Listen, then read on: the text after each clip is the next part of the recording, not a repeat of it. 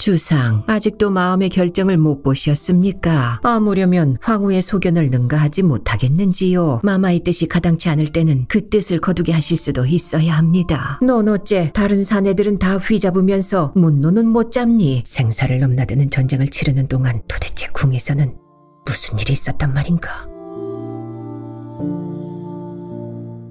문노, 이병수.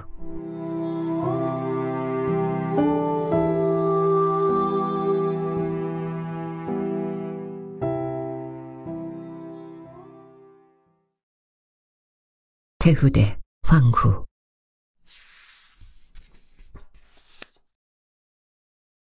신라는 스스로 신국이라 했다.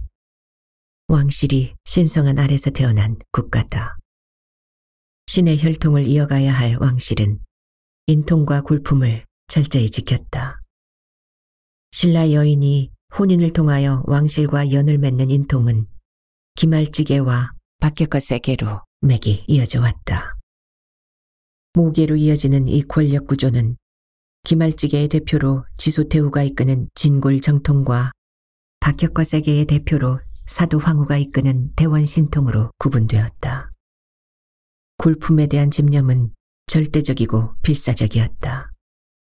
특히 성고를 지키기 위해서는 근친 혼인과 중첩 혼인도 마다하지 않았다. 버풍왕의 딸인 지소태후는 숙부 입종과 혼인했다. 입종이 조카 딸을 무척 귀해해 주기는 했으나 부부라기보다는 부녀지간의 정으로 살았다. 그래도 둘 사이에서 삼맥종, 진흥제를 낳았다. 입종이 일찍 죽자 버풍왕은 여동생의 아들 박영씨를 지소의 계부로 삼게 했다. 고종 사촌간이다. 버풍왕은 박영씨를 몹시 총애해 후사를 잇게 할 생각까지 했다. 그러나 장부의 기질이 있는 지소는 소심하고 감성적인 박영씨를 싫어했다. 아버지의 강권을 거역할 수 없어 계부로 받아들이긴 했지만 마음으로는 헌헌 장부인 이사부를 흠모했다. 이사부는 고구려와 백제에 맞서 큰 전공을 세웠을 뿐만 아니라 가야를 토벌하여 신라에 복속시켰으며 우산국을 기계와 지혜로 장악한 장수였다. 이사부 역시 화통한 지소를 연모했다. 둘은 사통으로 일남 삼녀의 자식을 두었으니 그 아들이 세종 전군이요 첫째 딸이 숭명이다. 지소가 박영씨를 좋아하지 않은 것만큼 영실도 지소를 좋아하지 않았다. 지소가 이사부와 정분을 쌓는 동안 한량 생활을 즐기던 영실은 색공 옥진과 부부의 연을 맺었다. 이 부부 사이에서 태어난 딸이 진흥제의 정비인 사도 황후다. 박영씨를 총애한 버풍왕이 그의 딸 사도도 귀해해 7살 동갑의 외손자 삼맥종과 혼인시킨 것이다. 삼맥종은 지소태후와 입종 사이의 소생으로 버풍왕에게는 외손자이자 조카가 된다. 그때까지도 버풍왕은 박영씨를 보위에 올리고 딸 지소를 황후로 삼을 생각이었다. 박영씨를 싫어한 지소는 황후보다는 아들을 보위에 앉혀 태후가 되길 원했다. 아버지 버풍왕의 뜻에 따라 사도를 며느리로 맞이하긴 했으나 박영실과 옥진의 소생인 사도가 지소로서는 처음부터 마음에 들지 않았다. 하지만 어린 사도는 어른들의 얽히고 설킨 감정들이야 어찌 됐건 7살 동갑내기 삼맥종과 동무로 온우이로 연인으로 살갑게 정을 키워갔다.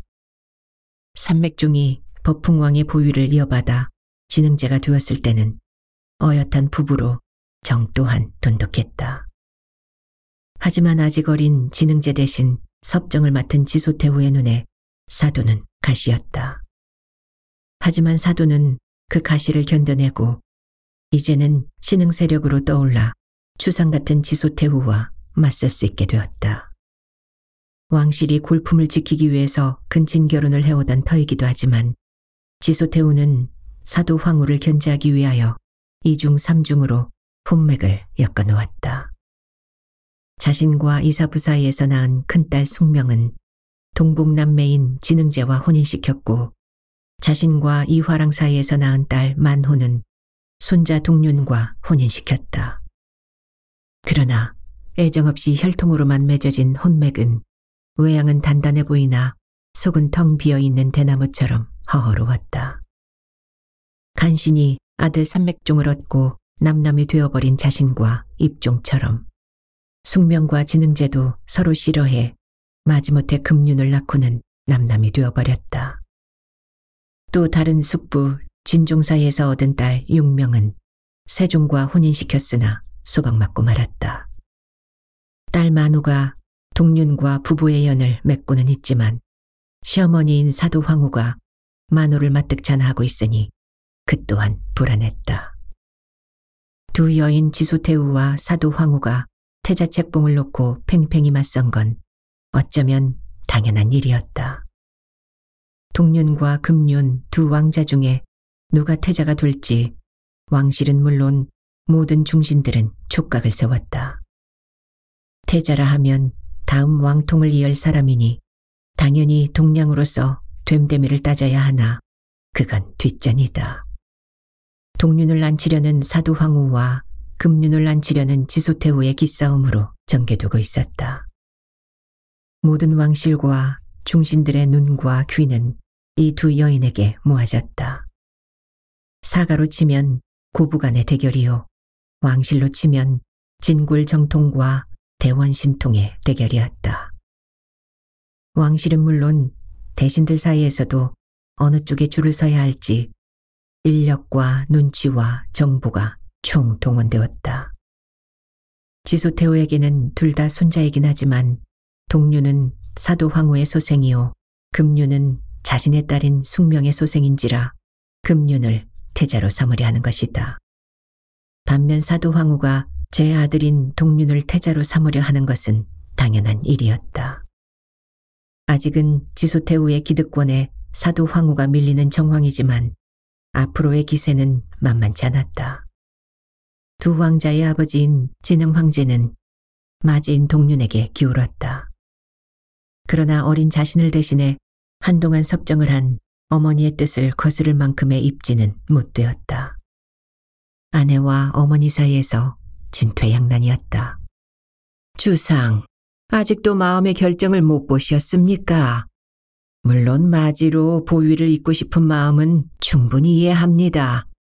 그러나 내 누누이 말씀드리지만 사람 됨됨이와 출신을 무시해서는 안 됩니다. 내게는 동륜이나 금륜이나 똑같은 손자입니다.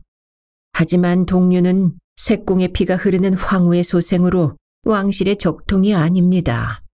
허나 금륜은 기말지계의 적통으로 제 밑에서 자란 왕자입니다. 선왕인 법풍제부터 정사에 관여했던 이 어미가 아무려면 황후의 소견을 능가하지 못하겠는지요. 속히 금륜을 태자로 책봉하여 주상의 효심과 함께 탄탄한 신라의 위상을 대내외적으로 보여주세요.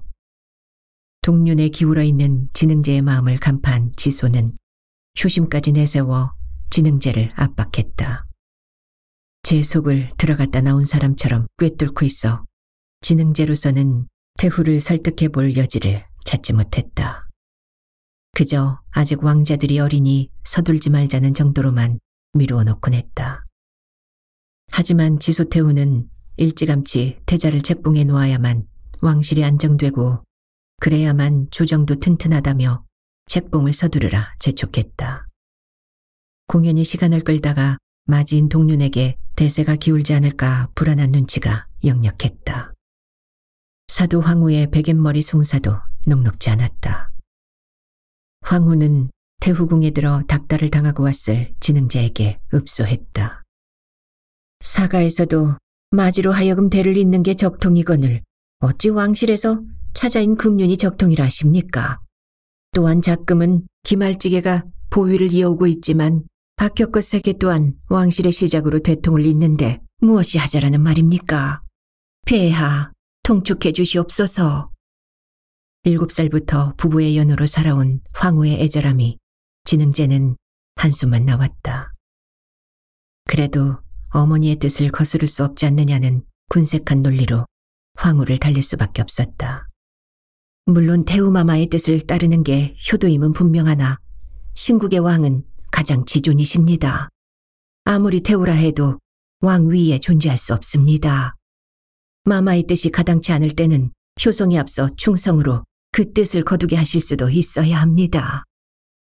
황후는 조금도 밀리는 기색 없이 진흥제를 압박했다. 자신의 의중에 동륜이 있음을 알고 하는 말이라 진흥제는 달리 말릴 방법이 없어 태후에게 그랬던 것처럼 좀 더 두고 보자며 시간만 끌었다. 황후가 추상 같은 태후에게 맞서 그리 당당하게 나오는 데는 태후의 아들 세종을 조카 미실이 입속의 혀처럼 부리고 있고 무엇보다 어려서부터 정을 키워온 진흥제가 뒷배가 돼주기 때문이다. 황후는 입궁할 때부터 못마땅해하는 태후의 눈총이 무섭고 두려웠다. 울타리가 돼주던 법흥왕이 세상을 떠나고부터 사정은 더욱 악화되었다. 태후가 숙명을 진흥제의 정비로 들이면서 사도는 후비로 밀리고 말았다. 사도는 지푸라기라도 잡는 심정으로 진흥제에게 매달렸다. 다행히 진흥제는 숙명을 멀리하고 사도를 감싸주었다. 그럴수록 태후의 눈총은 날카로워져 갔다. 마침 하늘의 도움으로 이제 막 꽃봉오리처럼 육신이 벌어지고 있던 미실이 입궁하게 되었다.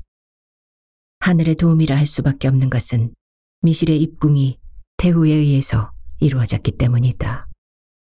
아들 세종이 외모와 체격은 아비 이사부를 닮아 헝걸찬데 마음은 너무 여리고 소심해 걱정이던 지소태후는 서라벌에 한다 하는 미색의 낭주와 궁주들을 불러 연회를 열어주었다. 그 자리에 미실이 초대되었고 세종은 미실에게 마음을 빼앗겼다. 미실은 누가 보아도 귀엽고 사랑스러웠다. 태후는 너무 요염해 보여 내키지는 않았지만 세종이 처음으로 마음에 들어하는 처자인지라 아들의 성숙을 위해 합궁시켰다. 그녀가 법흥왕과 박영실을 치마에 감쌌던 색공지신 옥진의 외손녀로 음사를 전수받았을 줄을 어찌 짐작이나 했겠는가. 미실은 외할머니에게 전수받은 음사를 이제 막 세게 눈을 떠가고 있는 세종에게 살뜰히 베풀었다. 두 사람 다 첫 시험이었다. 그 시험을 미실은 잘 치렀고 세종은 잘 보았다. 그 길로 미실은 궁에 눌러앉았다. 가뜩이나 미실이 너무 요염해 마뜩 차는 태후는 미실이 옥진의 손녀요 사도의 조카라는 사실을 알고는 심기가 여간 불편한 게 아니었다. 미실의 어미 묘도는 사도와 자매지간으로 옥진의 딸들이다. 큰아들 진흥제는 사도에게, 작은아들 세종은 미실에게 빠져 자신의 뜻이 제대로 먹혀들지 않자 태후는 아예 두 여인을 출궁시킬 계책을 생각했다. 왕실을 음탕한 색사로 미혹시키고 정사를 흐려놓는다는 이유로 사도를 폐비시키려 했다. 그러면 미실쯤이야 같이 내쫓을 수 있는 명분이 생긴다. 소박당한 딸 숙명을 위해서라도 사도를 폐비시키기 위해 혈안이 되어 꼬투리를 찾았다. 어머니의 그런 의중을 눈치챈 세종은 난생 처음 얻은 보물을 잃어버릴까 봐 좌불안석이었다. 급한 마음에 사도 황후야 어찌 됐든 미실만이라도 지키고 싶었다. 제 딴에는 방법이랍시고 미실을 곁에 둘 수 있도록 어머니께 응석을 부려보았으나 어머니는 사도와 미실을 머리와 꼬리에 한 몸으로 싸잡아 내치려 했다. 애가 탄 세종은 제 품에 안겨 이슬 머금은 꽃잎처럼 싱그러운 향을 뿜어내는 미실의 얼굴에 눈물을 떨어뜨렸다. 놀란 미실은 눈물을 닦아주며 사근사근 연유를 물었다. 더욱 초조해진 세종은 어머니의 의중을 토설했다. 미실은 세종의 품에 얼굴을 묻고 흐느꼈다. 세종은 그 흐느낌에 삭신이 녹아내리는 듯했다. 둘은 애써 어머니 지소태후의 마음을 돌릴 방도를 궁리해 보았지만 길을 찾을 수 없었다. 미실은 그래도 황후라면 방도를 찾을 수 있지 않을까 싶어 자신과 황후가 위태롭게 된 사실을 이모 사도 황후에게 알렸다. 사도는 진흥제의 품을 파고들어 눈물과 사랑을 호소했다. 어머니의 뜻을 거역할 수 없어 동생 숙명을 정비로 맡고 사랑하는 사도를 후비로 내려앉히기까지 했는데 아예 폐비까지 시킨다니 진흥제는 더 양보할 수 없었다. 진흥제의 강한 반발로 태후는 사도의 폐비 계책을 중단할 수밖에 없었다. 그래도 이왕 빼든 칼을 그냥 칼집에 넣을 수는 없었다. 미실이 출궁을 당했다. 이번에는 세종이 가만히 있지 않았다. 최악의 경우 사도 황후야 어찌 됐든 미실만은 지키고 싶던 그였다. 그런데 그 반대 상황이 벌어지니 흥분을 금치 못했다. 사도 황후를 지키기 위해 반기를 든 형 진흥제의 용기에 힘을 얻기도 했을 것이다. 그러나 그보다는 혈기왕성한 수컷에게 효성보다 애정이 강했다. 그것도 이제 막 황홀한 암내를 맡은 수컷에겐 본능이 앞서게 마련이다. 세종은 유약하고 순종적이던 종전의 모습은 상상도 할 수 없을 만큼 거칠게 한거했다. 지소는 딸 6명을 혼인시켜 달래보았지만 곡기를 끄는 세종은 피골이 상접해갔다. 보다 못한 6명이 출궁하자 어쩔 수 없이 사다함과 사랑에 빠져있던 미실을 도로 불러들일 수밖에 없었다. 그것도 세종의 정비가 되어야만 들어가겠다는 미실의 요구 조건까지 받아들여야 했다. 사도 황후는 자신이 폐비당할 처지에서 자신을 구하려다 쫓겨난 미실에게 여간 미안한 게 아니었다. 게다가 언제 다시 폐비령을 내릴지 모를 태후에 대한 두려움으로 늘 마음 졸였다. 그런 차에 다시 미실이 입궁하자 적의 포위망을 벗어난 것처럼 기뻐 얼싸안았다. 때마침 숙명의 외도까지 들통나 사도는 다시 황후의 자리도 찾게 되었다. 어머니에게 맞서 제 편이 되어준 진흥제가 한없이 고마웠다.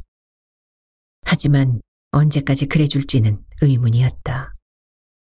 사도는 자신보다 젊고 음사에 능한 미실을 색공의 신분으로 진흥제를 모시게 했다. 진흥제의 마음은 자신이, 몸은 미실이 꽁꽁 묶어두려는 심사였다. 사도는 미실과 삼생, 전생, 현생, 내생의 일치가 되기로 약속했다. 진흥제와 미실, 거기다 미실에게 끌려온 세종까지 뒷배가 든든해진 황후는 더 이상 당하고만 있지는 않겠다고 다짐했다. 자신의 아들인 동륜이 태자만 된다면 향후 지소태후쯤 얼마든지 맞상대할 수 있으리라 상상을 부풀려 갔다. 대신들 간에도 어느 편을 들어야 할지 서로 눈치를 보며 은근히 편이 갈라지는 조짐이 감지되고 있었다. 사도 황후의 오라비 노리부야 당연히 동륜을 지지했고 지소태후의 명을 받아 출정을 했던 주령 탐지 등은 금륜을 지지했다. 하지만 가장 영향력이 큰 이사부와 거칠부의 태도가 어정쩡해 뚜렷하게 패가 갈리지는 않았다. 지켜보는 이들도 답답했지만 당사자들은 더 속이 탔다. 이사부는 당연히 연인인 지소태후의 편을 들어야 했다. 더군다나 금륜은 자신의 딸 숙명의 소생이다. 하지만 아들 내외인 세종과 미실이 사도 황후 측을 지지하다 보니 확실한 태도를 취할 수 없었다. 근자에 들어와서는 태후마저 젊은 연인 이화랑에게만 빠져 소원하게 지내는 형편이다. 그러다 보니 섭섭하고 허전한 마음에 아들이 더욱 애틋하게 느껴지곤 했다. 며느리 미실도 문노의 직위제수를 막기 위해 찾아온 뒤로는 살갑게 굴었다. 게다가 자신 역시 박이사부로 박혁허세계인 대원신통이다 보니 사도 황후 편에 서는 것이 도리다. 하지만 자신의 아이를 4씩이나 낳은 지소태후도 쉽게 배반할 수는 없었다. 무엇보다 외손자가 왕위를 이어받는 걸 방해할 수는 없었다. 이러지도 저러지도 못하는 처지라 칭병하고 입궁하지 않는 날이 많았다. 딸 윤궁을 동륜의 후비로 들여보낸 거칠부의 속내는 한층 더 답답했다. 동륜이 태자로 책봉되리라는 미실의 말을 믿고 후비로 보냈는데 섭정에서 물러났다고는 하나 아직 막강한 권력을 행사하는 지소태후를 너무 과소평가한 게 아닌가 좌불안석이었다. 인통은 모기를 따르는 것으로 진흥제는 지소태후계인 진골정통이지만 아들 동륜은 사도 황후의 소생으로 대원신통이 된다. 금륜은 지소태후의 딸 숙명 소생이므로 진골정통이 된다. 거칠부는 자신도 기말지계인 만큼 진골정통인 지소태후 편을 들어야 한다. 하지만 딸을 동륜과 혼인시킨 아비의 심정으로는 사도 황후 편에 설 수밖에 없었다. 물론 겉으로 내색하진 못했다. 대신들끼리 갑론을박을 따질 때도 왕실의 일이라며 짐짓 관망만 하는 처지였다. 조카인 미실을 만나고 돌아온 아내의 말로는 조정에 미치는 영향력이 같은 반달인데 태후는 기우는 반달이요 황후는 차오르는 반달이라 했다. 미실의 말이 얼마나 신빙성이 있는지 추이를 지켜볼 뿐이었다. 대신들이 동륜과 금륜 양쪽으로 은근히 나뉘기는 해도 박이사부와 김거칠부 두 재상이 뚜렷한 금을 긋지 않아 위험한 단계로까지 파급되지는 않고 있었다. 하지만 기다리다 못해 대신들이 두 재상을 부추기기라도 하면 그들은 어쩔 수 없이 반을 나누리라. 진흥제는 그 전에 결정을 해야 한다고 조바심을 내었다.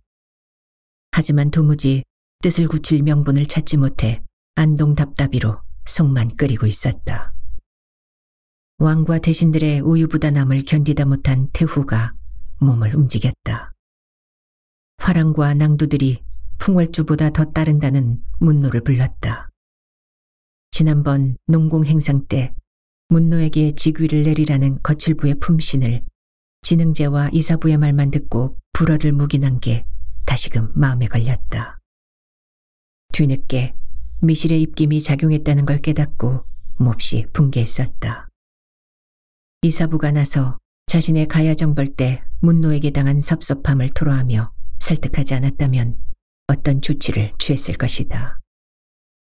사실 미실에 대한 개인 감정만 배제한다면 충분히 일리 있는 생각이라 그대로 접고 말았다. 어쨌거나 내내 찜찜한 일로 염두에 남아있다. 게다가 하사한 전답과 노비를 문노가 마다했다니 그의 힘이 절실한 지금 생각해보면 실수를 한 게 아닌가 하는 미련이 들기도 했다. 찾아 계시옵니까? 오, 문화랑 어서 오시오. 기상이 더욱 늠름해 보이오. 마마의 보살핌과 은덕 덕분이옵니다. 지난번 논공 행상 때의 일은 나도 유감으로 생각하오. 주상과 대신들에게만 맡겼더니 일을 그리 처리한 모양이요. 일을 처리한 뒤 정사에서 물러난 내가 다시 번복하는 것도 무리가 될 것 같아 그냥 묵인하고 말았소. 나중에 하사한 전담마저 고사했다는 얘기를 듣고 문화랑의 심정을 헤아리니 내가 너무 소홀했다 싶기도 했지만 어쩔 수가 없었소. 많이 섭섭했을게요. 태후는 장황하리만큼 변명을 했다. 진심이 없는 건 아니지만 어쩐지 어떤 청탁이 앞서 길을 닦아두려는 속셈이 있는 듯했다. 아니옵니다. 소신은 화랑의 위상을 높여 마마의 은덕에 조금이라도 보답하고 국가의 안위를 지키는데 일조를 했다는 것만으로도 만족합니다. 또한 전답을 고사한 것은 제가 자만에 빠져 화랑의 품위를 손상시킬까 염려되어서 그리했습니다. 문노는 태후의 지나친 변명에 당황하여 같이 변명을 하면서도 겉돌고 있다는 느낌을 지울 수 없었다. 미실에 대한 반감을 빼고 얘기하자니 속 없는 만두 같아 면구스럽기 그지없었다. 하지만 태후의 변명 역시 비슷한 느낌을 주고 있으니 과히 나무라지는 못할 것이라는 배짱도 들었다. 그래요. 더욱 정진하다 보면 머지않아 기회는 또 있을게요. 그리고 오늘 문화랑을 보자고 한 것은 정이 있어서요. 정이라니요. 하명하소서. 뜻을 받자올 것입니다. 역시 혹회하여 든든하오. 태자 책봉에 관한 일이요. 그대도 알겠지만 지금 신국에 태자궁이 비어있어. 그래 금륜과 동륜 두 왕자 중에 태자를 삼으려 하는데 왕과 대신들의 의견이 분분하다오. 혹시 화랑들은 이 일에 대해 무슨 얘기들을 안 하오? 이를테면 두 왕자 중 누가 됐으면 좋겠다든가 하는. 태후는 일단 화랑들의 동태부터 살폈다. 자신이 창설한 조직이니 자신의 뜻을 따르리라는 생각은 들지만 만에 하나 섭정에서 물러난 자신보다 친정에 들어간 왕의 심중을 따르는 기색이 있다면 섣불리 의중을 드러낼 일은 아니란 조심성 때문이었다. 화랑들이야 어느 분이든 빨리 책봉되어 왕실이 튼튼해지기만을 바랄 뿐입니다. 그럴 줄 알았소. 화랑들이야 권력에 휘둘리지 않고 정의를 소중하게 여기는 동량들 아니겠소. 그래 청을 하는 것이요. 다름 아니라 문화랑이 화랑과 낭두들을 주도하여 하루속히 태자 책봉을 하라는 상소문을 주상께 올려주었으면 하오. 예? 단순히 태자 책봉만 서둘러 달라는 상소를요? 문노는 장황한 변명과 함께 청이라기에 금륜을 태자로 책봉하는데 어떤 역할을 해달라고 할 줄 알았다. 그런데 단순히 책봉만 서둘러 달라는 상소를 올려달라니 의외였다. 그렇소. 의당 풍월주에게 부탁해야 하나 풍월주는 미실과 황후의 간교로 이미 동륜을 지지하고 있으니 금륜을 책봉하려는 나로서는 문화랑에게 정할 수밖에 없었소. 내가 금륜을 태자로 삼으려 한다고 해서 화랑들도 나와 뜻을 같이 해달라는 것은 아니요. 그저 책봉만 재촉해달라는 것이요. 역시 노련한 태후다. 문노는 다시금 태후의 명민함에 절로 고개가 숙여졌다. 대놓고 금륜을 지지해달라면 힘들었을 것이다. 그냥 책봉만 서둘러 달라니 힘들 건 없다. 그런데 그것이 무슨 효과가 있을까 싶었다. 그러나 생각해보면 최적의 전술이다. 진흥제의 친정 후 태후의 위상은 약해질 수밖에 없다. 반면 황후의 위상은 상승하고 있다. 태후로서는 자신의 위상이 더 약해지기 전에 태자 책봉을 매듭지어야 했다. 그만큼 시간적 여유가 없는 것이다. 그런데 만일 금륜을 지지해달라면 아무리 화랑들이 따르는 문노라 하더라도 동륜을 지지하고 있는 풍월주 세종과 미실의 신복 설원랑이 있는 한 의견을 규합하는데 시일이 걸릴 것이다.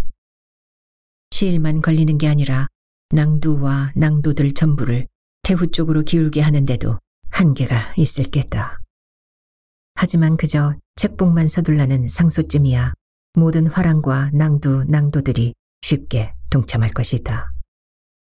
화랑들이 상소를 올리면 은연중에 화랑도를 만든 태후를 지지하는 것으로 비칠 것이고 왕과 대신들은 이를 무시하지 못할 것이다.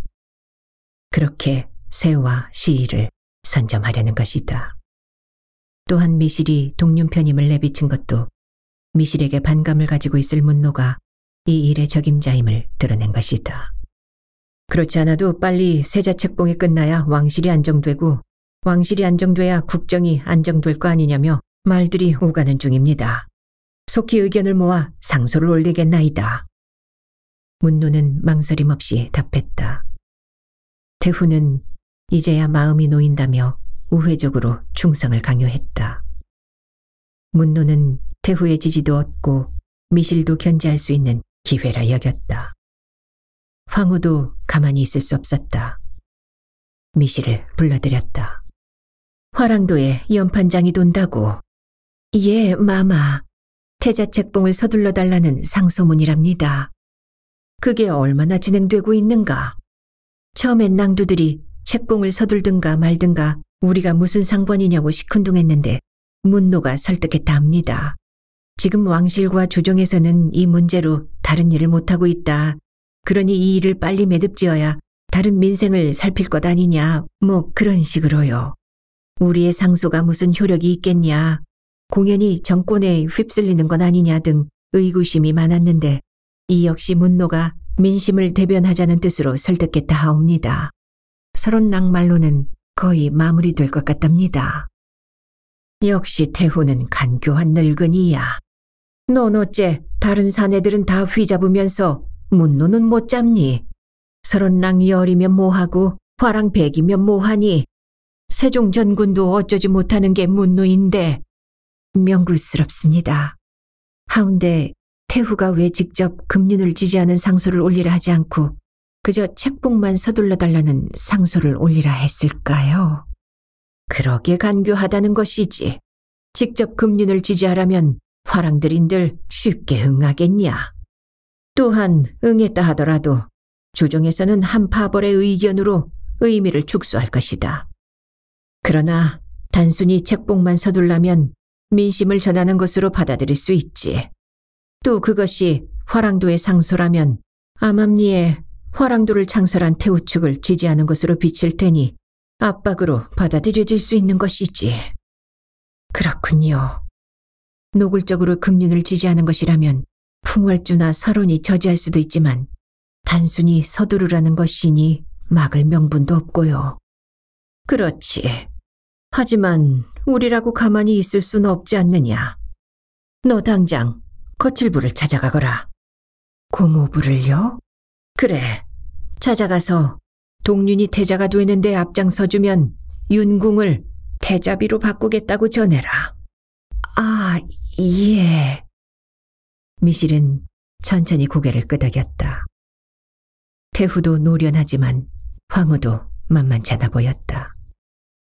황후는 이사부를 만나보겠다고 했다. 지금 상황에서 거칠부와 이사부가 나서주면 만사는 끝나는 것이다. 거칠부로선 동륜의 후비인 딸 윤궁을 태자비로 간택해준다면 거절할 수 없을 것이다. 외손자인 금륜을 버려야 하는 이사부가 쉽지는 않겠지만 황후는 이사부도 박혁거세계인 만큼 대원 신통으로 왕통을 잇고 싶은 욕망도 적지 않을 터 그 욕망을 자극하고 압박하면 불가능하지만은 않을 것이라 했다. 양측이 분주히 움직이는 가운데 해결의 실마리는 엉뚱하게 금륜의 생모 숙명으로부터 풀렸다. 진흥제의 계비이자 누이인 숙명이 사통으로 출산을 했다. 숙명의 외도는 예전에도 있어 그 일로 사도가 다시 황후에 오를 수 있는 빌미가 되기도 했다. 그런데 이번에는 사안이 더 컸다. 사통의 대상이 어머니인 지소태후의 연인 이화랑이었기 때문이다. 게다가 쉬쉬해도 시원찮을 마당에 숙명은 당당하게 출산을 밝히고 골품을 버릴 테니 출궁을 허락해달라고 청했다. 긴장했던 양진영은 싱겁게 손을 놓을 수밖에 없었다. 화랑들의 상소문으로 힘을 받던 금륜 측은 말할 것도 없고 거칠부와 이사부의 입김이 불기 시작한 동륜 측도 어이가 없었다. 가장 충격이 큰 사람은 숙명의 친정어머니이자 시어머니인 지소태후였다. 태후는 억장이 무너졌다. 숙명은 지엄한 어머니의 강권으로 동부고라비 진흥제와 혼인을 하여 금륜을 낳기는 했지만 남남이 돼버린 지 오래다. 자신의 아들 금륜이 태자책봉을 놓고 동륜과 대적하고 어머니 지소태후가 사도 황후와 힘겨운 싸움을 하고 있을 때도 연정에 사로잡혀 안중에도 없었다. 그렇더라도 하필 이 화랑이라니. 그 어떤 일로도 기가 죽어본 일이 없던 지소태후지만 숙명과 이 화랑의 사랑엔 말을 잃고 처소에 집거하고 말았다. 누구도 들이지 않았다. 사세 풍월주로 상선으로 물러난 이 화랑. 그는 일세 풍월주 위화랑의 아들로 태후가 첫 연인 이사부까지 멀리하며 마지막 열정을 불태운 연인이다. 그와의 소생 만호를 동륜 왕자와 혼인까지 시켰다. 이화랑의 아버지 위화랑과 태후는 오래전부터 각별히 지내온 사이다. 위화랑은 태후의 아버지 법흥왕이 왕자 시절부터 벗으로 지내온 사이이며 박영실의 아내인 옥진의 아버지이기도 하다. 법흥왕의 색신으로 있던 옥진은 법흥왕이 박영실을 후계로 삼으려 한다는 의중을 눈치채고 박영실을 유혹하여 혼인을 했다. 색공에서 황후로 신분 상승을 해보려는 야심에서였다. 그러나 법흥왕은 딸 지소를 황후로 염두에 두고 있어 야심을 접을 수밖에 없었다. 대신 법흥왕을 모셔 아들 비대를 낳고는 태후에 대한 야망을 다시 품게 되었다. 박영실을 후계로 삼으려다 딸 지소의 완강한 반대로 마음을 접은 법흥왕은 비대를 후계로 삼으려 했다. 물론 옥진의 적극적인 주청이 있었다. 이를 알게 된 지소는 비대의 어머니인 옥진에게 골품이 없음을 이유로 자신의 아들 삼맥종이 후계가 되어야 함을 주청했다. 하지만 왕으로선 동생의 아들인 삼맥종보다는 자신의 아들인 비대를 태자로 삼으려 했다. 다급해진 지소는 옥진의 아버지 위화랑에게 도움을 청했다. 당시 위화랑은 지소 태후가 원화제도와 선화제도를 합쳐 만든 풍월도에 초대 풍월주로 추대된 상태였다. 이후 풍월도라는 기존의 명칭도 아예 그의 이름을 따 화랑도라 고치게 되었다. 아무리 지소가 풍월주에 내정해 주었다 해도 왕의 뜻도 비대에게 있는 터에 웬만하면 외손자인 비대를 태자로 삼으려 했을 것이다. 하지만 위화랑은 지소의 뜻에 동조해 법흥왕에게 비대는 태자로 불과함을 고했다. 골품이 없는 옥진의 소생으로 태자를 삼는 것은 골품을 중시하는 신국의 왕실에 있을 수 없는 일이라는 것이다. 위화랑과 왕자 시절부터 중마고우로 지낸 법흥왕은 사심없이 고하는 위화랑의 말을 받아들였다. 이 일로 옥진은 위화랑과 부녀의 정을 끊어버렸다. 이 화랑은 아버지 위화랑을 닮아 사심이 없고 호쾌한 사내였다. 연배는 아래지만 지소는 아름다운 이 화랑을 마음에 품었다. 섭정을 끝낸 후 마지막으로 의지하고 싶은 사람이었고 자신이 가지고 있는 모든 걸 내주고서라도 지키고 싶은 사람이었다. 그 사람을 다른 사람도 아니고 자신의 딸인 숙명이 골품을 버리고 따라가겠다니. 태후는 망연자실할 뿐이었다. 자신도 숙부와 혼인은 했으나 이사부와 연정을 쌓아 자식을 넷이나 낳은 터라 억지로 진흥제와 혼인하고 외면당한 딸 숙명의 마음을 누구보다 잘 알았다. 가진 핑계로 사도를 후비로 앉히고 숙명을 정비로 삼았으나 끝내 진흥제에게 외면당해 다시 후비가 된 처지에 듬직한 이화랑이 안식처가 돼주었을 것이다. 이화랑 역시 대권을 행사하는 여걸 지소에게 인간적으로 매료되어 연을 맺긴 하였으나 어린 숙명을 만나 비로소 진정한 이성으로서의 사랑을 느꼈으리라. 어쨌거나 지소 태후로서는 두 사람 다 자신이 목숨처럼 아끼는 사람들이니 가슴은 미어져도 현실로 받아들일 수밖에 없었다. 숙명을 출궁시킨 후 태후는 만사의 손을 떼기라도 한 것처럼 처소에서 누구의 방문도 불허하고 집거했다. 이런 호재를 황후 측은 놓치지 않았다. 숙명의 사통은 오래전부터 계속 되어왔고 따라서 금륜도 진흥제의 아들이 아닐지도 모른다는 주장을 했다. 다분히 억지라는 걸 그들도 모르지는 않았다. 당연히 태후 측은 금륜의 나이와 숙명의 황후 즉위 시점을 들어 망발이라 반박했다. 황후 측은 어쨌거나 혈통이 미심쩍은 금륜보다는 확실한 동륜을 태자로 책봉해야 한다고 물러서지 않았다.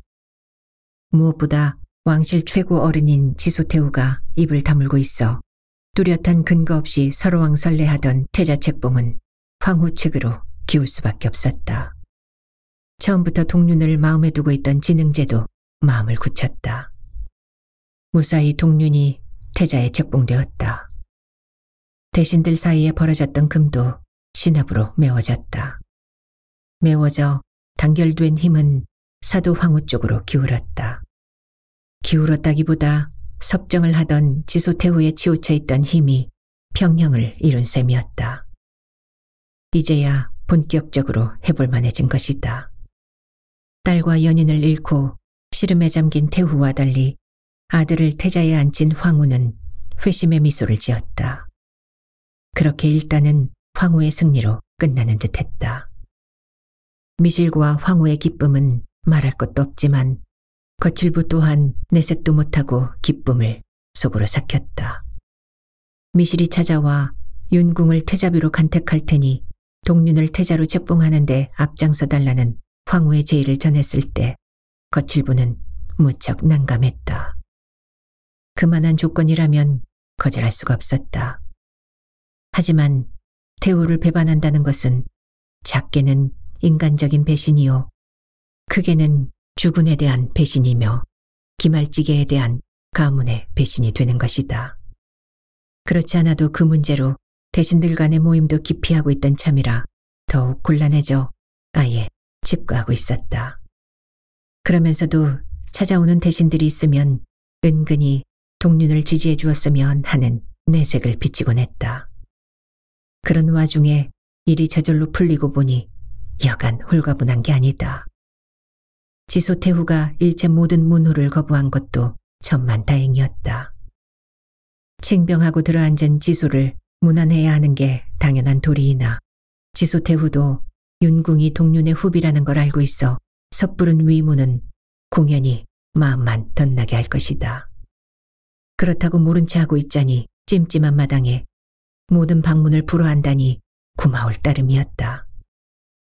태자비는 없었던 것으로 되었지만 이제 동륜의 정비 만호가 딸을 출산하고 윤궁이 아들을 출산하면 황후도 될 수 있고 태후도 될 수 있는 것이다. 그는 아내에게 절에 가서 정성을 다해 불공을 드리라 이르고 자신도 짬짬이 동행을 했다. 그래도 한때 승복을 입었던 적이 있어 차마 만호가 딸을 낳으라는 축수는 못하고 그저 윤궁이 아들을 생산하게 해달라고만 간절히 빌고 또 빌었다. 불공을 들인 보람도 없이 윤궁에게는 태기도 없는데 만호는 아들을 생산했다. 거칠부는 남몰래 한숨을 내쉬었다. 머릿속에서 팽팽하게 조율이 돼 있던 어떤 선이 끊어진 것처럼 현기증도 일었다. 한동안 아무 생각도 들지 않았다. 사도 황후에게 경하드린다는 치하도 어떻게 하고 왔는지 경황이 없다.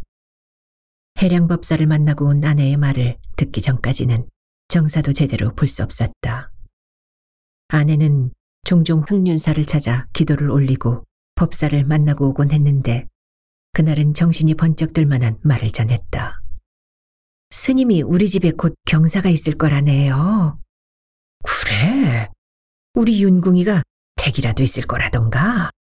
그렇게 꼬집어서는 아니고 그저 경사가 있을 거라고만 했어요. 열심히 다니니 그저 듣기 좋으라고 하신 말씀인 것 같아요. 해량법사는 그렇게 실없는 말을 할 뿐이 아니요. 경사가 있을 거라고 했으면 분명 경사가 있을게요. 실없는 말을 하시진 않지만 좀 낙천적으로 말씀하시는 경향은 있잖아요. 말하자면 아무 병 없이 사는 것도 경사요. 무변구한 것도 경사요. 배골치 않는 것도 경사라고 하는 분이거든요. 아내의 말이 틀린 건 아닌데 아무래도 곧 경사가 있을 거란 말은 딸의 태기를 예견한 것이라고 믿고 싶었다.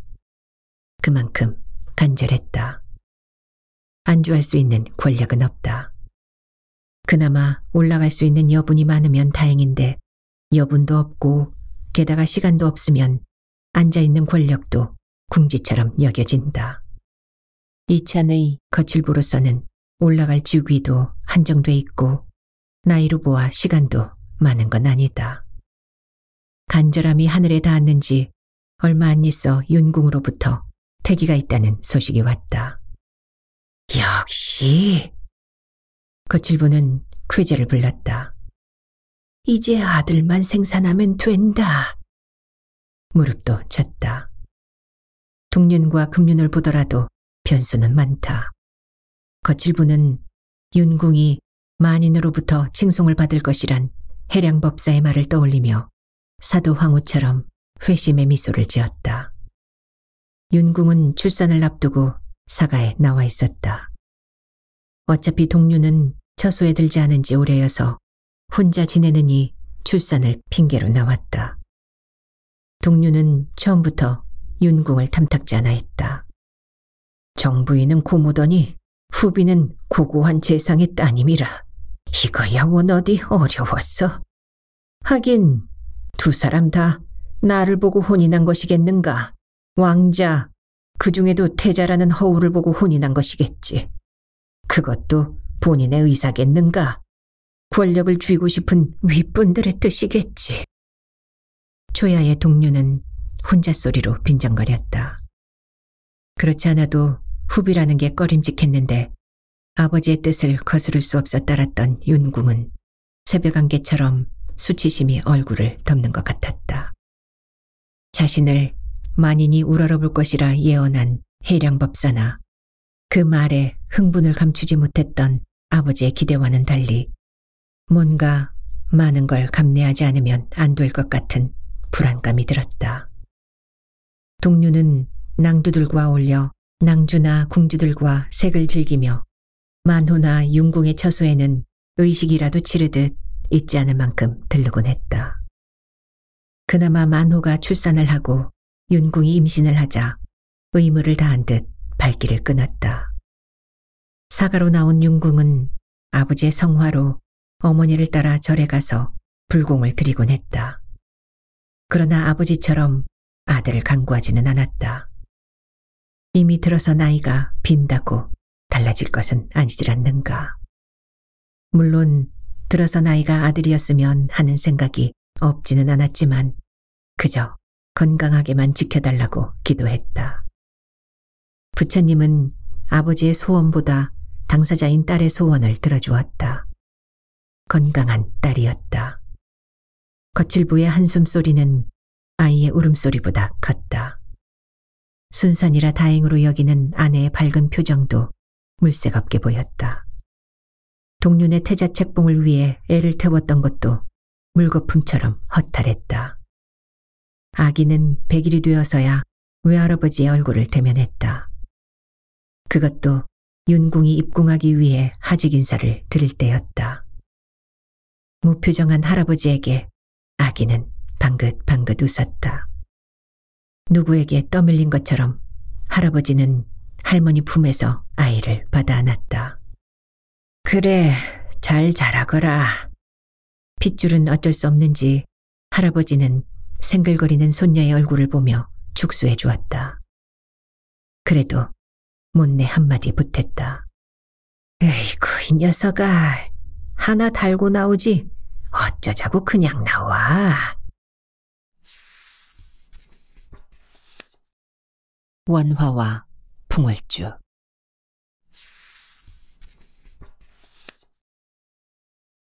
동맹을 깬 신라에 절치부심하던 백제의 성왕이 도발을 해왔다. 고구려로부터 되찾은 백제의 성을 돌려주지 않고 있던 신라로서는 예상을 못한 건 아니었다. 다만 그간 성왕이 딸을 신라로 시집 보내오는 등 유화책을 쓰고 있어 당분간은 침범이 없을 줄 알았다. 성왕은 나름으로 신라의 그런 허를 찌른 셈이다. 신라는 대총관에 각간 우덕을 내정하고 부총관에 이찬 탐지를 편대해 관상성까지 나가 맞섰다. 풍월주 세종전군과 화랑문노도 낭두들을 이끌고 참전했다. 그러나 한수 이북으로 밀려난 고구려군을 대비하기 위해 그쪽 국경에 병력을 배치해 두었고 남쪽은 남쪽대로 가야 잔당이 외국과 교류를 하면서 호시탐탐 노리고 있어 그쪽에도 병력을 배치해 둔 탓에 전투병력은 약할 수밖에 없었다. 백제의 도발을 예상해 중앙군을 키워야 한다고 생각은 해왔으나 시간적 여유가 없었던 것이다. 화랑들도 아직 정예군으로 참전할 수 있는 화랑의 숫자는 그리 많지 않다. 반면 배신감을 발판으로 정복에 나선 백제군의 사기는 그 어느 때보다 높았다. 백제의 수장은 와신상담으로 단련된 성왕의 태자 위덕이었다. 질풍노도로 공격해온 위덕에게 관산성 성주가 죽고 수비에 급급한 신라군은 관산성을 내주고 도살성으로 퇴각했다. 총관님, 아무래도 이 병력으로는 백제를 당해낼 수 없습니다. 지원군을 요청해야 합니다. 도살성마저 내주면 걷잡을 수 없게 됩니다. 문노는 대총관 우덕과 부관 탐지에게 간했다. 나도 그래야 하는 줄은 아오. 허나 어디서 병력을 빼온단 말이오. 고구려 국경을 포기할 수도 없고 비록 잔당이라고는 하나 외국의 지원을 받고 있는 가야 반란군 역시 간구할 수 없지 않소. 중앙군을 더 보내와야지요. 중앙군이래봤자 금성 수비군밖에 더 있소. 그렇다고 이대로 당할 수만은 없습니다. 후위를 기약하고 우선은 가까운 고구려 국경에서 철수라도 시켜야 합니다. 세종도 발을 굴렸다. 귀족들의 사병도 있습니다. 귀족들도 신라 백성입니다. 이런 국가 비상시에는 의당 사병들을 출정시켜야 합니다. 귀족들의 사병은 웬만한 병부의 군사보다 훈련이 잘 되어 있다고 들었습니다. 사병들과 금성 수비대 일부를 충당하고 고구려 국경에 나가 있는 일부 병력이 합세하면 능히 적을 물리칠 수 있으리라 봅니다. 문노는 격앙되어 재촉했다. 그렇습니다. 귀족들은 왕실을 견제하기 위해 많은 사병을 키웠습니다. 심지어 지방 호족들은 정부군을 우습게 할 정도로 규모와 실력이 막강하다고 합니다. 이런 난국에 귀족들도 힘을 보태야 합니다. 나라가 있고 나서 귀족도 있는 것입니다. 문노의 말을 듣고서야 생각난 듯 세종이 강력히 주장했다. 할 수 없이 우덕은 즉각 금성과 한성으로 파발을 보내 사태의 심각성을 알렸다. 관산성을 장악한 백제 위덕태자는 여세를 몰아 퇴각하는 신라군을 추격하며 도살성을 향해 진군해왔다. 속수무책으로 밀려 도살성까지 퇴각한 신라군은 성문을 굳게 닫고 죽기를 각오하고 대처하며 지원군을 기다렸다. 지원군이 당도했을 때의 전략과 지원군이 늦어질 때를 대비한 전략을 짜며 한편으로 전의를 상실한 병사들의 사기 진작과 훈련에 힘을 쏟았다. 도살성 인근까지 와 진을 친 백제군도 무작정 성문이 열리기만을 기다릴 수는 없었다. 위덕은 전세가 유리할 때 속전속결을 보아야 한다는 생각에 조바심이 났다. 나름대로 적군이 성문을 열고 나와 대항해 주길 바라며 소수의 병력을 성문 앞까지 진군시켜 보기도 하고 갖은 악다구니로 자존심을 건드려 보기도 했지만 굳게 닫힌 성문은 미동도 하지 않았다. 할 수 없이 백제군은 군량미를 싣고 왔던 수레에 돌덩이와 포차를 싣고 성벽 가까이 가 성벽 밑을 향해 돌덩이를 쏘아댔다. 돌무더기가 쌓이면 몇 명의 병사만이라도 돌무더기를 타고 올라가 성벽을 넘어 성문을 열어주면 그대로 밀고 들어가리라. 위덕은 말고삐를 놓지 않았다. 백제군이 한 차례 돌무더기를 쏘아대고 돌아와 두 번째로 싣고 갈 때에야 신라군은 성벽 위에 올라 수레를 밀고 오는 백제군을 향해 화살을 쏘아댔다. 백제군은 이열 횡대로 방패를 붙여 수레 앞에서 엄호했다. 때를 노리고 있던 후미의 백제군은 성벽 위를 향해 화살을 쏘아댔다. 신라군은 어쩔 수 없이 백제군 본진을 향해서도 활시위를 당길 수밖에 없었다.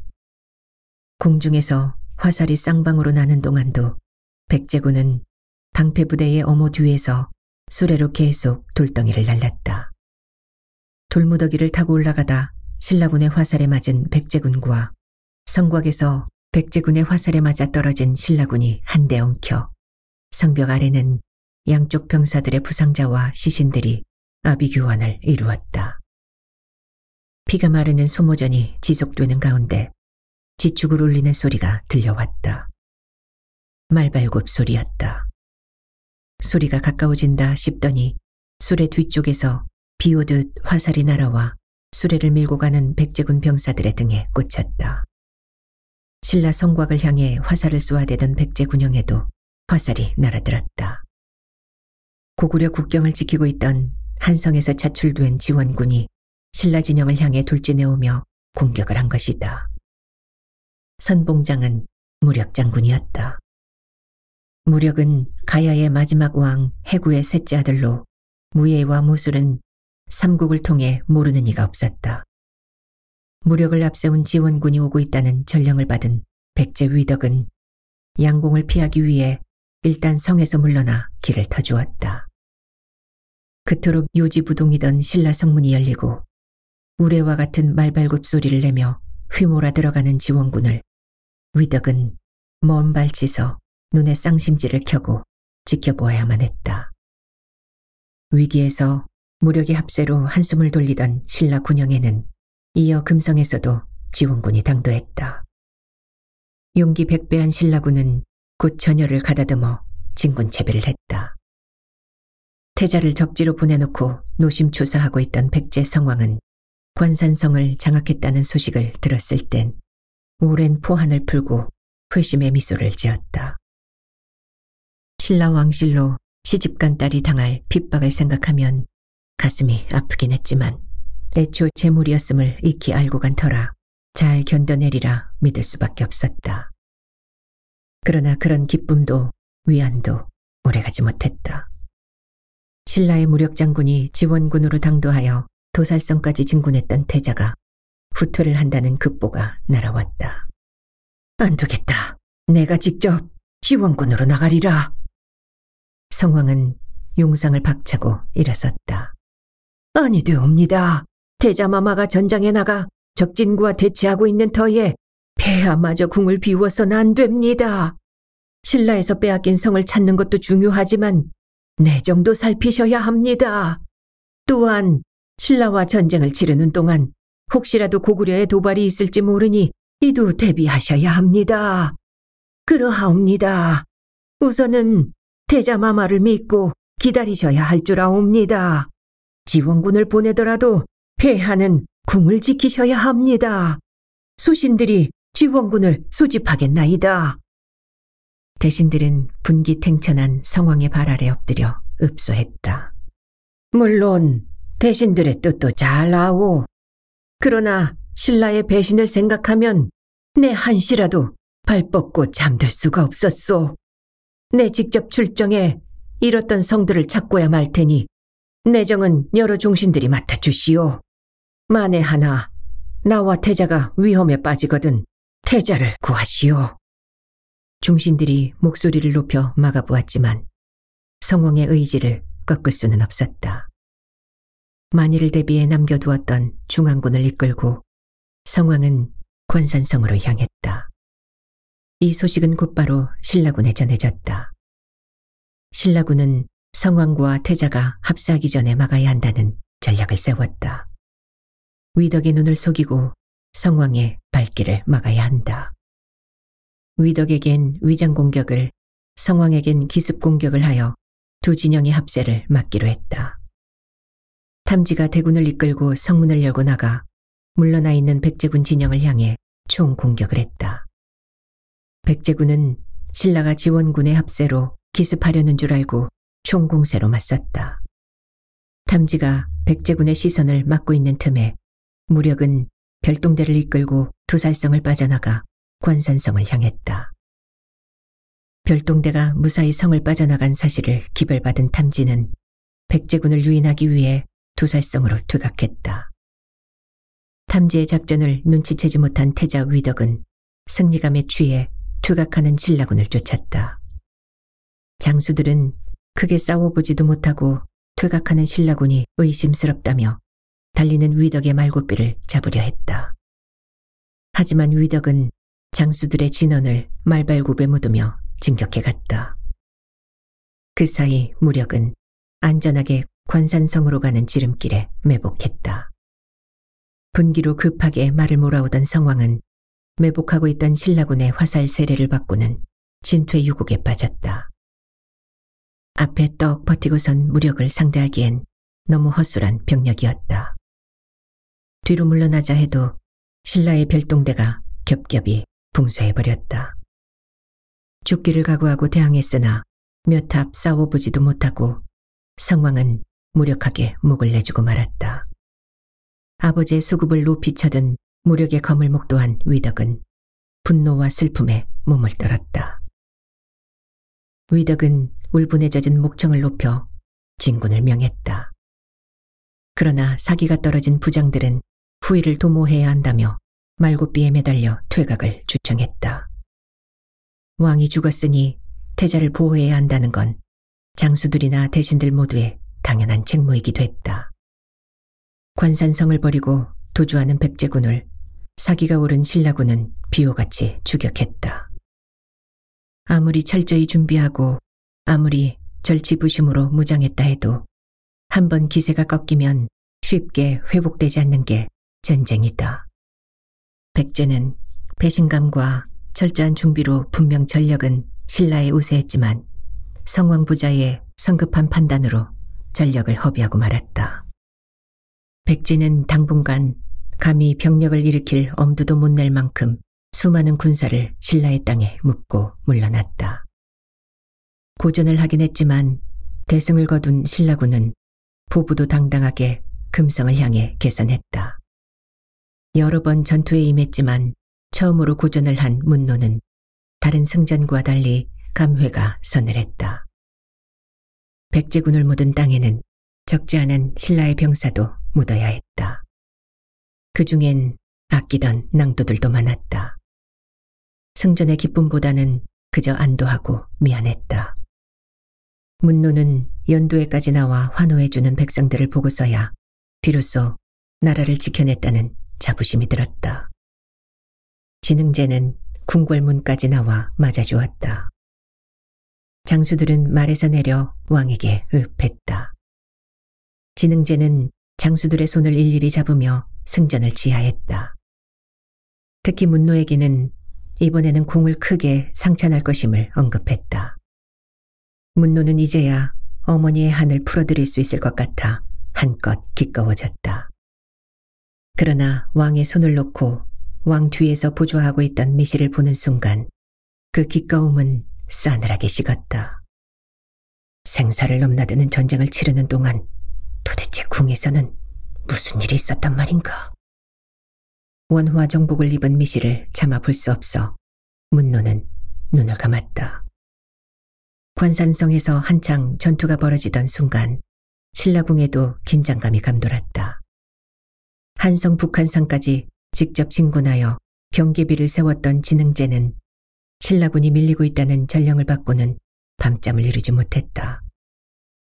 만일 관산성을 잃고 더 밀리면 한성은 본토와 갈라지게 된다. 아무리 무예가 출중한 무력이라 하나 본토와 유리된 채 국경 수비대로만 전투를 벌인다면 패전할 것이 불을 보듯 뻔하다. 제대로 싸워보지도 못하고 한성을 그대로 백제에게 내주는 꼴이다. 진흥제는 편전을 떠나지 못하고 전장에서 오는 소식에 촉각을 곤두세웠다. 폐하, 급히 지원군을 보내달라는 파발이 옵니다. 지금 군은 관산성을 내주고 도살성까지 퇴각해 있다 합니다. 이대로는 도살성까지 내주어야 할 전왕이니 속히 지원군을 보내달라 합니다. 아뢰는 거칠부의 목소리는 떨렸다. 무엇이? 도살성까지? 지금 지원할 병력이 어디 있단 말인가? 외국과 손잡은 가야 잔당을 대비한 지방수비대와 금성수비대가 전부 아니오. 그렇다고 고구려 국경에 나가 있는 병력을 보낼 수도 없는 것이 아니오. 이를 어쩐단 말이오. 대총관의 말은 귀족들의 사병과 금성수비대만이라도 보내달라 합니다. 그리고 가까운 고구려 국경수비대에서 최소한의 병력만 남기고 지원해달라 합니다. 그럼 속히 화백회의를 열어주시오. 진흥제는 더 생각해볼 것도 없이 목소리를 높였다. 화백회의에 나온 귀족들도 걱정은 한 가지였다. 굳이 왕이 다급한 국경의 상황을 설명하지 않아도 왜 소집했는지 알고 있었다. 다만 누가 얼마의 사병을 내놓아야 하는지 눈치를 살폈다. 왕은 금성수비대 중 왕의 친유대만 남기고 전부 보내겠다고 했다. 상대 등도 300의 사병을 내놓았다. 귀족들도 차례로 많게는 300, 작게는 100씩 흔쾌히 사병들을 내놓았다. 간신히 지원군을 규합해 전장으로 보내고 좌불란석으로 편전을 서성이는 진흥제 앞에 미실이 다가왔다. 상글거리던 평소 모습과 달리 굳은 표정이었다. 그대가 여기까지 오인 일인가? 긴히 청할 일이 있어 왔사옵니다. 무슨 일인지 모르나 지금은 전쟁 중이다. 내가 다른 일에는 마음쓸 여력이 전무하다. 그걸 어찌 소신이 모르겠사옵니까? 전쟁 중이라 더욱 여쭙고자 하옵니다. 그게 무슨 말인가? 지원군을 보냈다 들었습니다. 지원군을 단순히 전투병력만 보내면 힘이 들 것입니다. 군량미를 비롯해 군수물자도 보급해 주어야 합니다. 진흥제는 요염하기만 하던 미실의 입에서 제법이다 싶은 말이 나오자 처음 청이 있어 왔다고 할 때에 시답지 않다는 표정이 바뀌어 귀를 기울였다. 계속 얘기해보라. 지금 상황으로 보아 단기간에 전쟁을 끝낼 수는 없을 것 같습니다. 장기간 전쟁을 치르려면 전략도 중요하지만 지탱할 수 있는 물자 보급도 간과해서는 안 될 것입니다. 군량미는 말할 것도 없고 부식과 의복, 약재까지 충원해줘야 합니다. 하여 지금 전장에 나가 있는 풍월주 세종 전군을 대신해 소첩이 원화의 소임을 맡았으면 합니다. 그래서 남아있는 낭도들을 규합해 보급대로 편성해 보낼까 합니다. 군수물품 또한 성내 귀족들의 부인과 궁주들의 도움을 받아 마련해 보겠나이다. 그리하자면 색공의 신분으로는 소임을 다할 수 없을 것입니다. 그렇다고 아녀자의 몸으로 병부에 속할 수도 없으니 원화라면 가하지 않을까 사료려옵니다. 미실은 딴 사람이지 싶을 만큼 의연하게 고했다. 화랑도에 원화가 되어 보급대를 편성하겠다고? 언제 그런 병법을 다 생각해 두었는가? 방술만 능한 줄 알았더니 병술도 제법이다. 어차피 전장에 나가 비어있는 풍월주 자리를 그대가 지키는 것이니 그리하라.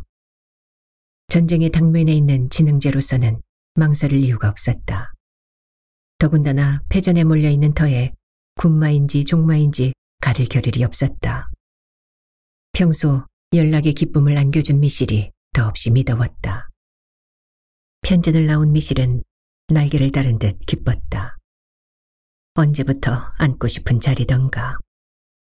씩씩하고 아름다운 미소년들의 호연지기를 함께할 수 있는 원화. 생각할수록 가슴이 뛰었다.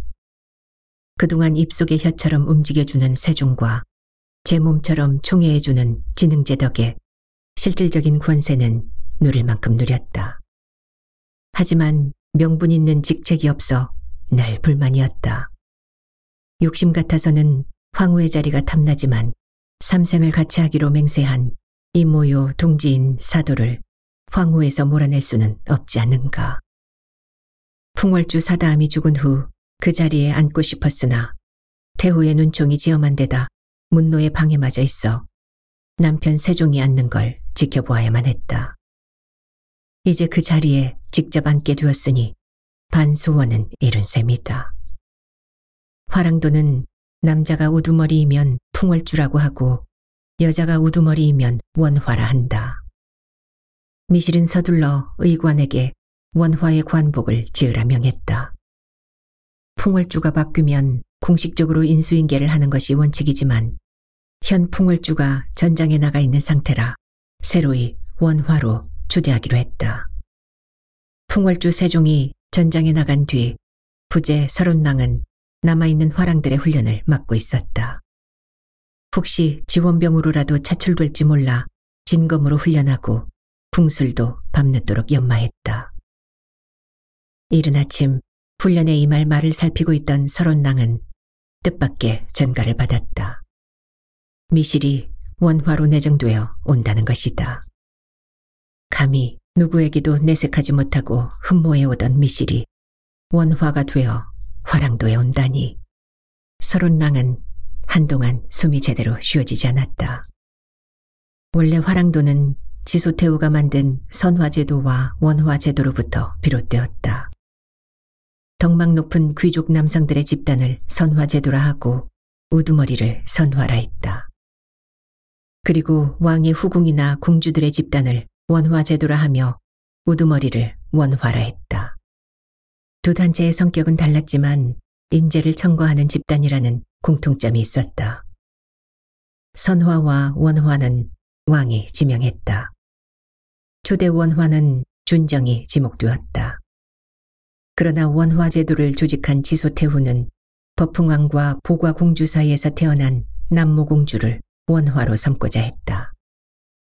이를 안 준정은 미색과 뇌물을 동원해 이를 막아보려 했었다. 하지만 미색은 남모를 따르지 못했고 뇌물은 지소태후의 권력을 당해내지 못했다. 방법이 없던 준정은 질투심에 남모에게 술을 먹인 후 강으로 유인하여 빠져 죽게 했다. 그러나 남모를 받들고 있는 낭도들에게 전모가 발각되어 준정은 사형을 당하고 원화제도는 폐지되었다. 원화에 속한 낭도들은 선화의 낭도에 편입되고 이때부터 풍월도라 이르게 되었으며 그 우두머리를 풍월주라 했다. 풍월도는 버풍왕과 지소태후의 총애를 입은 초대 풍월주 위화랑의 이름을 따 화랑도라 바꿔 부르게 되었다. 미실은 그렇게 없어진 원화의 자리를 다시 찾은 것이다.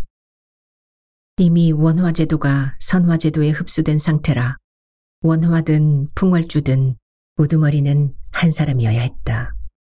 미실이 원화가 되었으니 당연히 풍월주는 없어지는 것이다. 설원랑은 그녀를 어찌 대해야 할지 갈피가 서질 않았다. 풍월주 세종을 섬겨왔듯 의당 상관으로 섬겨야 할 줄은 알지만 아무래도 세종처럼 장수로서의 충성심만으로는 유지할 수 없을 듯했다. 벌떡거리는 가슴이 그랬고 어떤 일도 잡히지 않는 손이 그랬다. 훈련도장에 들어서서 어떤 병장기를 들어야 할지 몰라 우두망찰 서 있는 발도 예전에 날렵하던 발은 아니었다. 설원랑은 사다함의 이부 동복 동생이다. 두 화랑의 어머니 금지는 색공 옥진의 동생으로 역시 음사에 능했다. 왕실과 연을 맺고 있으면서도 욕정을 못 이겨 천부 설성과 사통하여 서론을 낳은 것이다. 비록 아버지의 신부는 하늘과 땅 차이지만 사다함은 설원랑을 도탑게 대해주었다. 화랑에 들어올 수 있었던 것도 풍월주였던 사다함 덕분이었다. 그러나 설원랑은 형이 어려웠다. 나이 차이는 2살 터울이지만 비교할 수 없는 환경과 신분으로 높게만 보였다. 게다가 사다함의 수려한 외모에 날렵한 무예 솜씨는 절로 고개를 숙이게 했다. 그 형의 연인이 미실이다. 두 사람의 연정은 서랍을 젊은이들의 질투와 부러움을 동시에 받았다. 설원랑은 차마 부러워도 못하고 천상의 사람들로 보았다. 이제 그 훌륭한 형은 정말 천상으로 가고 지상에 남은 미실은 제 곁으로 온다니 꿈만 같았다. 형이 죽었을 때부터 미실을 원화로 추대해 곁을 지키고 싶었다. 미실이 내놓은 자금을 풀어 이를 성사시켜보려 했으나 워낙 제 신분이 낮아 낭도들, 특히 문노를 따르는 낭두들의 반발로 이룰 수 없었다. 그때 제 상심도 상심이지만 미실에게 면목이 없어 제대로 대면조차 못했다. 이제 미실이 스스로 원화가 되어 온다니 소원을 이루게 둔 것이다. 성숙한 무사로서 손색 없는 체구의 설원랑은 명절 앞둔 어린아이처럼 들뜬 마음으로 관복을 손보고 또 손보았다. 부제 설원랑과 화랑 미생은 낭도들을 전궁에 도열시키고 원화 미실을 맞았다. 미생은 미실의 동생으로 설원랑 못지않게 기쁨을 감추지 못했다. 원화를 추대하는 날인 만큼 진흥제도 함께했다. 미실의 관모는 화랑의 관모와 달리 춤이 낮고 화랑의 상징인 깃털과 함께 구슬이 장식되어 관모라기보다는 예복 같았다. 관복도 풍월주에 금색띠 장식 대신 술을 놓아 화려하면서도 위험이 있었다. 서론랑은 소리나지 않게 숨을 몰아쉬며 미실을 맞아 예를 갖추었다. 서론랑의 깍듯한 이해를 받으며 자신의 위상을 만끽했다. 진흥재는 거대하게 의식을 행하고 싶었지만 전쟁 중이라 그럴 수 없음을 안타까워했다. 그래도 너무 위축되지 않도록 연회를 베풀어 모든 낭도와 유화들이 어울리게 했다. 아무리 전쟁 중이지만 백성들의 불안감을 잠시나마 해소해주자는 미실의 청이 있기도 했다. 진흥재 또한 낭도와 유화들이 어울리는 것을 보고 모처럼 전쟁의 압박감에서 벗어나 한껏 지장한 미실을 보듬어 안았다. 저들도 각기 자웅이고 우리 또한 자웅이 아니더냐. 미실은 때와 장소를 가리지 않는 암컷이었다. 왕은 오랜만에 회포를 풀었다. 그날 정궁은 밤새도록 불이 꺼지지 않았고 노랫소리가 끊이지 않았다. 미실이 원화에 오르기 위해 보급대를 규합하여 지원군으로 출정시키겠다고 했으나 보급물자를 꾸리는 게 말처럼 쉽지는 않았다. 귀족들에게 사병까지 지원받은 터에 그 부인들에게 보급물품까지 요구하자니 입이 떨어지지 않았다. 하지만 진흥재에게 해놓은 말이 있어 회합을 빙자하여 부인들과 궁주들을 불러들여 취지를 설명하고 도움을 청했다. 예상대로 반응은 싸늘했다. 사내들이야 제 말이라면 먹던 떡도 내놓으려 하지만 여인네들은 버리려던 떡도 감추려 들었다. 어떤 사내든 제 치마폭에 감쌀 수 있다는 우월감이 모든 여인들에게 적으로 비춰진다는 사실을 처음으로 느꼈다. 간신히 자신의 재물과 황후의 도움으로 군량미를 모아 보내긴 했으나 보급대라 청하기엔 너무 미약했다. 의복과 약재를 마련하느라 전전반측하고 있던 터에 다행히 전쟁은 승전의 분위기로 돌아섰다는 기별이 왔다. 미실은 죽을 함정에서 빠져나오는 것처럼 반가웠다. 이미 모아놓은 물자는 참전한 화랑들의 하사품으로 쓸 생각이었다. 원화 복색의 미실을 본 순간 문노는 눈을 감고 한동안 뜨지 못했다. 누구를 위한 전쟁이요? 승전인가? 눈을 떠 사실을 확인하기가 두려웠다. 곁에 서 있는 세종의 입에서 아니 하고 작은 신음이 새어나왔다. 단숨에 승전병에서 폐잔병으로 추락한 것만 같았다. 무슨 정신으로 입고를 했는지 모른다. 다행히 전왕보고는 우덕과 탐지가 하여 자리만 지키고 있으면 되었다. 며칠 후 농공 행상에서 문노에게 육두품 급찬의 직위가 내려졌다. 문노의 성정을 알고 있는 미실이 진흥재에게 주청한 것이다. 풍월주를 원화로 바꿔치기 한 데 대한 무마용으로 계산된 자리이니만큼 비록 육두품 중에서는 말직이지만 그래도 육두품이면 최고위 귀족에 속한다. 문노는 풍월주가 없어진 마당에 자기 혼자만 직위를 받을 수는 없었다. 더군다나 처음 관직치고 이만한 자리면 감업하리라 여겼을 미실의 농간을 받아들일 수 없었다. 문노는 정중히 고사했다. 행여 왕이 괘씸하게 여길까 납작 엎드려 그 같은 직을 수행하기엔 여러모로 부족할 뿐더러 병중에 있는 노모 곁에서 구안을 하고자 하오니 광령을 거두어 달라고 읍소했다. 처음에는 진위를 몰라 이런저런 의심을 하던 진흥재는 거듭 어머니 곁을 비울 수 없다는 문노의 간함에 효심을 높이 사며 뜻을 철회했다. 실눈을 뜨고 노려보는 미실의 시선을 문노는 이를 악물고 쏘아보았다. 풍월주 자리가 없어진 화랑도 낭자는 폭풍전야 같았다. 전장에서 돌아온 화랑들은 삼삼오오 모여 분통을 터뜨렸고 미실을 원화로 맞아 즐거운 나날을 보내고 있던 부제 서론랑은 속내를 감추느라 전전긍긍하며 사태를 주시했다. 원탁에 마주 앉은 문노와 세종은 침통한 표정으로 천장만 바라보고 있었다. 세종이 먼저 입을 열었다. 공의 섭섭한 심정은 충분히 짐작하고도 남소. 나도 처음엔 무척 당혹스러웠소. 하지만 이미 대왕의 윤허가 내려진 일이니 어찌하겠소. 또한 내 안사람의 일이니 나를 보아서 양해를 해주면 안 되겠소. 문노는 어이가 없었다. 아무리 부부는 일심동체라 하나 제자리를 뺏기고도 저토록 태어날 수 있다니. 아니, 정말 일심동체라 그 자리에 제가 앉나 부인이 앉나 상관없다는 속셈인가. 저런 사람이 과연 화랑의 수장이라 할 수 있는가.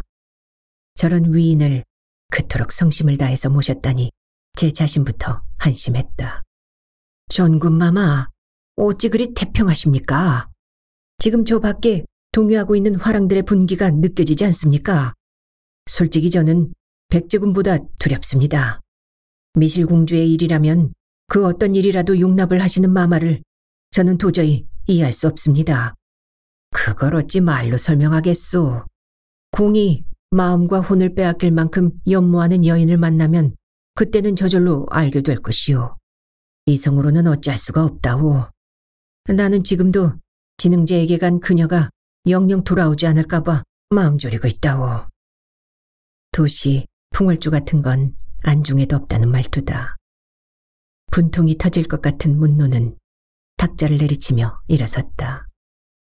그러나 상대는 죽음을 넘나들며 같이 지내온 전우요, 태후의 아들이요, 금왕의 동생이다. 결코 성질대로 할 수 없는 인물이다. 사실 미실의 넋을 빼앗긴 일만 제외하면 나무랄 데 없는 호인이다.